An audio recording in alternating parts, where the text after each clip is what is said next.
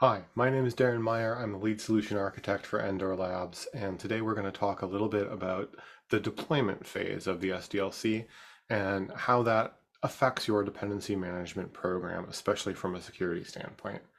Once the products are tested and ready to go out, there's deployment, and people use deployment in a couple of different ways. One can argue that deployment is anytime I take the kind of packaged artifact, whether that means compiled jar file or the Python package or however I'm setting things up in order to push them to production. Anytime I put that into an environment where it runs, that's technically a deployment. But from a phase standpoint, we think about deployment to production, to a place where customers are actually going to consume it. So it may have been deployed many times to an integration testing environment, a QA testing environment, a staging environment. Right? There's several different strategies for this, but we're going to focus on the deployment to the final destination, the place where it's going to actually be put into production or packaged for distribution to customers. It's very important, right? There's a quality aspect to this, right? So it's going to vary a little bit on type. If you're packaging a desktop application, you're going to do a lot more QA testing because the cost of updating is very much higher. And so getting out in front of dependency management, you're going to want to set a much higher bar, and you're going to want to do a much deeper analysis of the things that you're shipping and the package that you're putting together. Because once I ship it to my customers, if I have to make a change, my customers have the freedom to update on their own schedule, right? If it's a desktop app or a mobile app or internet of things like those. And your deployment costs can be very high, and your delay in being able to correct any deficiencies that you might have or any defects that you've introduced or any vulnerabilities that are in your dependencies is such a high cost and such a high effort that you really have to put a lot more deployment effort into making sure that your deployment is solid, essentially. Whereas something like a software as a service product that's hosted as a web page, it's a web application. You can deploy 3 times a day if you want and correct problems. So your window of, hey, we found an error and we need to correct it is a little smaller.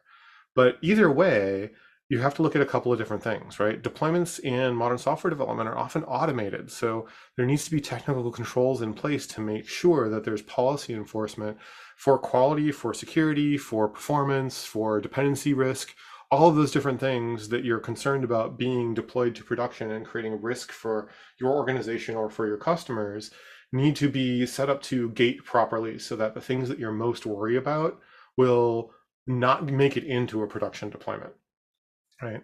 One of the ways people manage this, by the way, is to use containers so that they can package everything into a container, and they can have this container that they can assess either statically before it runs anywhere or at runtime. But it's important because your dependencies have to be included in that container in a useful way. And in some ways, in a containerized application, if you're shipping it to a customer, your customer may have control to update dependencies outside of your process or to wholesale replace them. And if your customers can do it, then so can an adversary. And in some case, the customer in question is your internal ops team, right? So there have to be really good post-deployment processes to make sure that what's intended to be deployed, right? The thing that you've done all the testing on, the dependencies that you've managed and assessed the risk on, are what are actually being packaged and shipped as part of your container or as part of your binary or as part of your war package or whatever your kind of packaging environment is. Right? Containers have some special risks in that you can have operating system level dependencies that add to this whole thing. So you can have libraries that are installed as part of the operating system that you just expect to be there. Very important to make sure that those match what you expected to be there, right? And we'll get into a little bit of some of that control when we talk about maintenance and monitoring. And then, of course, you have to make sure that the whole pipeline that goes from I have source code and a list of dependencies to I have a compiled package, whatever that looks like, right? It's either compiled traditionally like a Java or C app, or it's compiled as in it's packaged together in some kind of deployable unit in the case of something like Python or JavaScript. Like, I have to make sure that the pipeline that goes from there to it's running in production is controlled, right? It needs to be repeatable. So we have a conversation during deployment discussions about what does a repeatable build look like. I need to be able to duplicate exactly what shipped so I can check what's in the real world in production against what my build system produces and find out, has it been tampered with since I built it and deployed it, right? And that leads to all kinds of things like code signing and things that are a bit out of scope of this particular Academy unit.